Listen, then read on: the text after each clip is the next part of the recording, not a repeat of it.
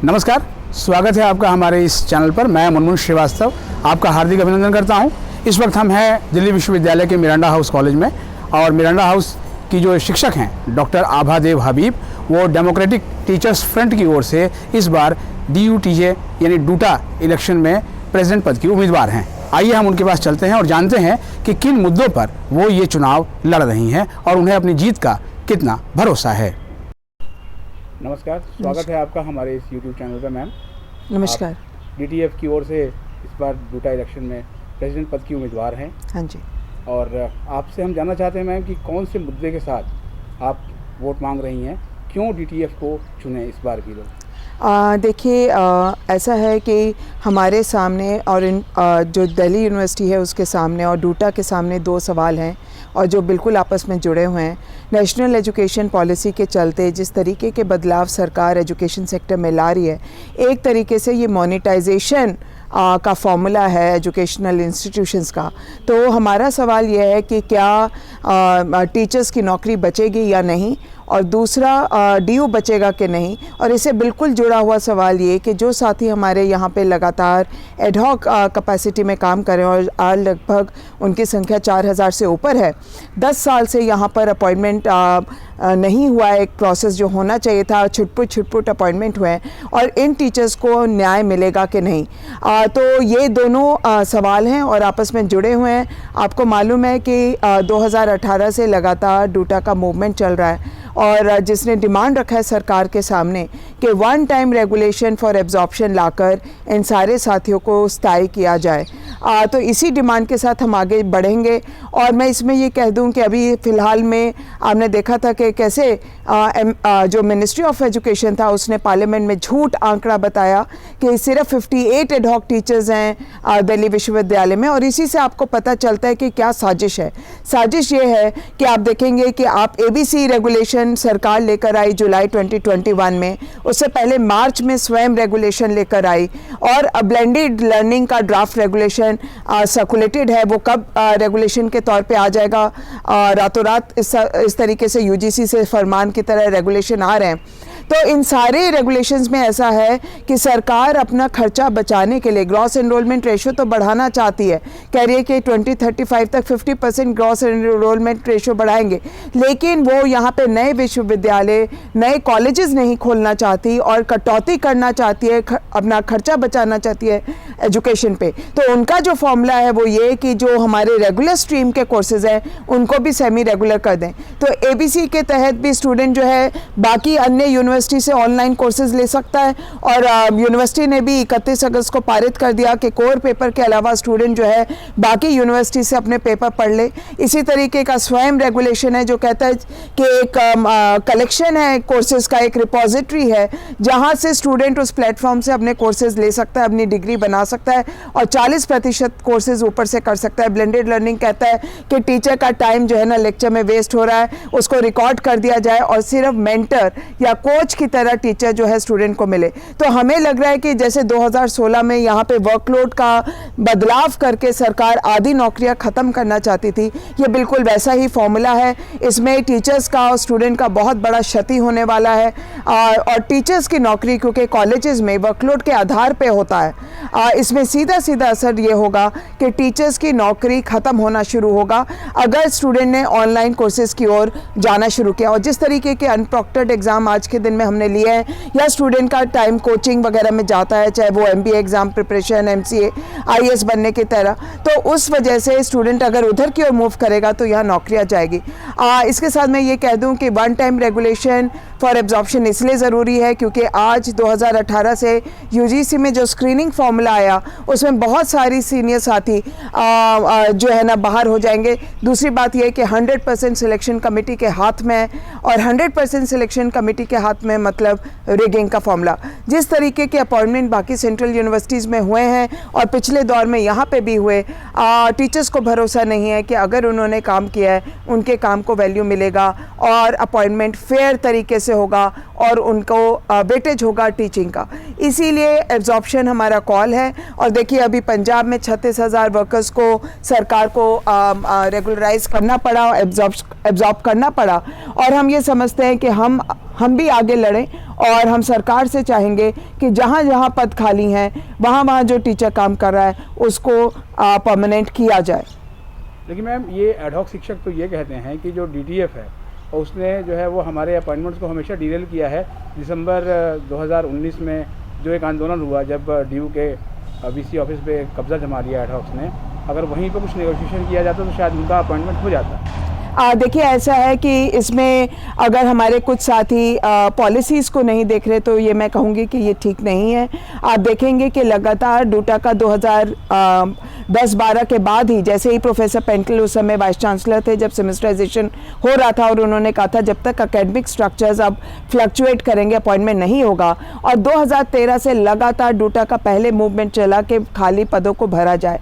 और हमने देखा कि जब भी हम पद भरने की बात करते हैं, अपॉइंटमेंट की ओर बढ़ते हैं, सरकार की कोई ना कोई नीति आ जाती है जो अपॉइंटमेंट ही नहीं होने देते। पिछले 10 सालों में यहाँ पे 4 बार अपॉइंटमेंट्स की प्रक्रिया शुरू हुई लेकिन अपॉइंटमेंट पूरे नहीं हुए। उसको डूटा ने, मतलब उसमें डूटा का क्या रोल है, डूटा यही चाहती है कि जो पढ़ा रहा है उसी का हो। लेकिन आप देखेंगे कि 2016 में वर्कलोड चेंज करके सरकार ने ये काम किया। 2017 में फिर अपॉइंटमेंट शुरू हुई थी प्रक्रिया, क्योंकि 2016 में हाई कोर्ट जजमेंट ने कहा था कि यूनिवर्सिटी, मिनिस्ट्री और यूजीसी ये कायदे से तय करे कि टाइम बाउंड मैनर में यहाँ अपॉइंटमेंट करना, और टीचर्स के बीच में एक होप था कि शायद अपॉइंटमेंट हो। उसको भी 5 मार्च 2018 के लेटर ने, यूजीसी लेटर ने, जिसने कहा कि अब 200 पॉइंट रोस्टर नहीं डिपार्टमेंट वाइज रोस्टर चलेगा, उसने एक उथल पुथल पैदा कर दी और सारा अपॉइंटमेंट प्रोसेस रुक गया। और हम देख रहे हैं कि 2019 में दोबारा ये प्रक्रिया जब शुरू हुई तो हुआ नहीं।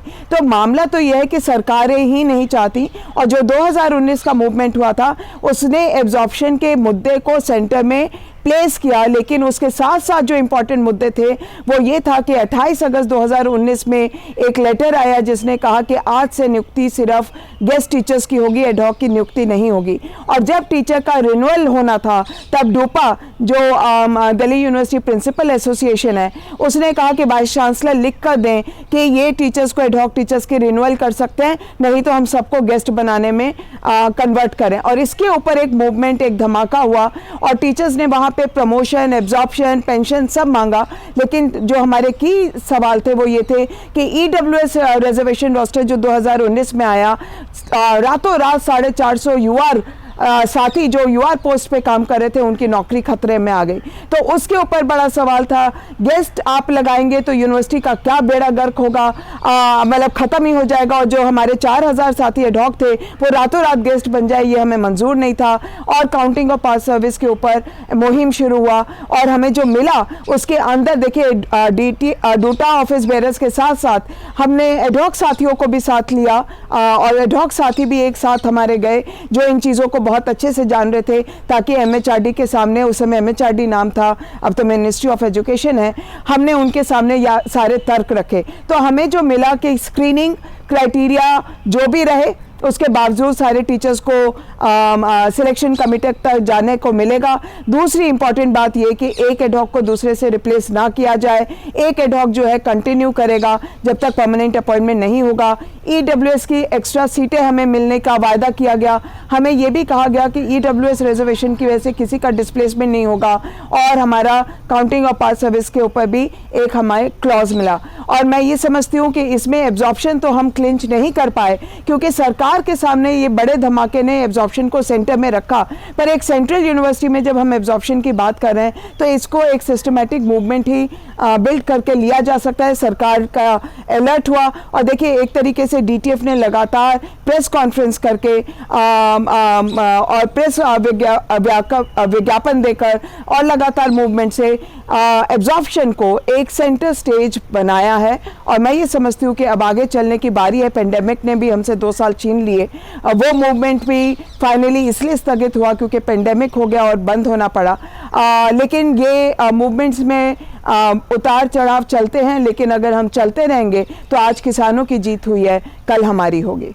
लेकिन मैडम आपके जो विरोधी दल के उम्मीदवार हैं वो तो ये कह रहे हैं कि DTF को एडहॉक की याद तभी आती है जब इलेक्शन आते हैं। ये बिल्कुल बात गलत है और मैं अपने साथियों को ये बताना चाहती हूँ कि किसी भी ट्रेड यूनियन के लिए और डूटा के लिए लाइवलीहुड इशू सबसे ऊपर रहता है। ये डूटा के लगातार काम की देन है कि यहाँ पर 4-4 महीने का जो एक तरीके से रिचार्ज होता था या रिन्यूअल्स होते थे, आज वो औपचारिकता में बदल गए हैं। कहीं पे कोई इंटरव्यू नहीं।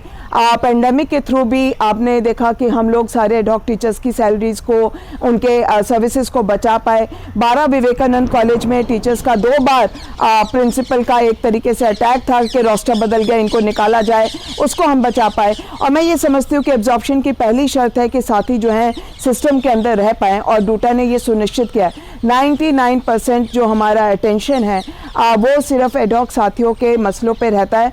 और एक मूवमेंट में अगर आप कोई भी हमारा पोस्टर, कोई भी हमारा वक्तव्य, कोई भी मेमोरेंडम उठा के देखेंगे, सबसे पहला मुद्दा यह है कि यहाँ एब्जॉर्प्शन हो 2018 ऑनवर्ड्स। उससे पहले हम कहते थे अपॉइंटमेंट हो। आज 2018, 2016 में जब वर्कलोड पे क्षति हुआ, धीरे धीरे हम एब्जॉर्प्शन के मूवमेंट की ओर बढ़े, क्योंकि हमें ये समझ आया कि सरकारें तो नौकरी ही नहीं देना चाहती। तो जो हमारा एब्जॉर्प्शन का मूवमेंट चल रहा है, आप देखेंगे कोई भी प्रेस विज्ञप्ति हो, कोई भी मेमोरेंडम सरकारों को जाए, कोई भी पोस्टर निकले, उसमें नियुक्ति और आज के दिन में एब्जॉर्प्शन सबसे बड़ा मुद्दा है। और ये हमारे लिए सिर्फ साथियों के लिए इम्पोर्टेंट नहीं है। देखिए, देखते देखते यहाँ पे और 2000 टीचर रिटायर हो जाएंगे अगले 5 साल में। डूटा बचेगा कि नहीं? बाकी ट्रेड यूनियन जो यूनिवर्सिटी के बाहर के कॉलेजेस के और यूनिवर्सिटीज़ के लिए वो इसलिए चौपट हो गए क्योंकि कंट्रैक्चुअल हो गया, वहाँ एक सिंगल परमानेंट टीचर भी रिटायर हो गया, तो यूनियंस भी डिसमेंटल हो गई।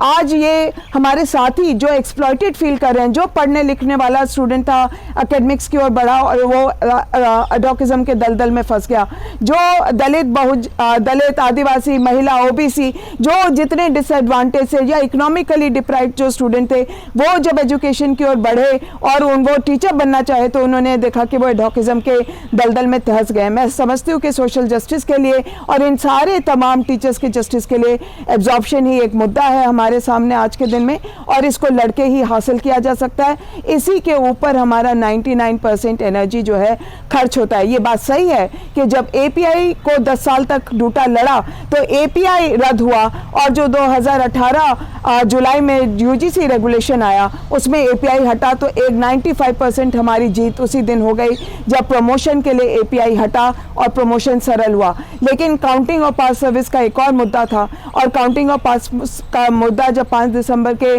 उसे रिजॉल्व हुआ तो वो भी एक मसला हटा। तो मैं ये समझती हूँ कि जिस तरीके से टीचर्स ने लामबंद होकर प्रमोशंस को इंश्योर किया डिस्पाइट पेंडेमिक, आज हमें मौका मिलेगा, आज हमारा एब्जॉर्प्शन का मूवमेंट बनाकर हम यही चीज़ को सुनिश्चित करेंगे अपने एडहॉक साथियों के लिए भी। तो मतलब आपको ये लगता है मैम कि विजय श्री इस बार आपको मिलेगी फिर से? देखिए, मैं तो अपील के तरीके से कह सकती हूँ, आप देखेंगे कि बाहर की यूनिवर्सिटीज़ और DU में जो फ़र्क है वो है डूटा। जो हमारे चौपट और हमारे वेलबींग के बीच की जो एक मजबूत बॉडी है जो हमें बचाती है बार बार सरकार की नीतियों से, वो है डूटा। और आज जो भी इलेक्शन हो रहा है उसके 2 ही आउटकम हो सकते हैं। ये जो डूटा है वो सरकारी पॉकेट में चली जाए और उसका औजार बन जाए, या डूटा टीचर के हाथ में रहे। और आज मैं ये समझती हूँ कि लड़ाई में और आपकी जो स्ट्रगल है उसी से आप सरकारी नीतियों को पीछे धकेल सकते हैं। नहीं तो सरकार जो मोनेटाइजेशन का दौर है, आज जो मुलाजिम है वो सरकारी है, कल वो उठ रहा है तो रिलायंस के अंदर है, कल वो उठ रहा है तो टाटा के अंदर है। जिस तरीके का मोनेटाइजेशन चल रहा है, जिस तरीके का बोर्ड ऑफ गवर्नर्स का इनका एजुकेशन का मसला है, अगर वो सरकारी यूनियन बना तो वो क्या सरकार के खिलाफ उसको ललकार के लड़ पाएगा? ये सवाल टीचर्स को सोचना होगा। और सरकार प्रशासन मिलकर ही सेंट्रलाइज तरीके से अपॉइंटमेंट भी रिक करती है, ये बहुत सारी यूनिवर्सिटीज़ का एक एक्सपीरियंस है।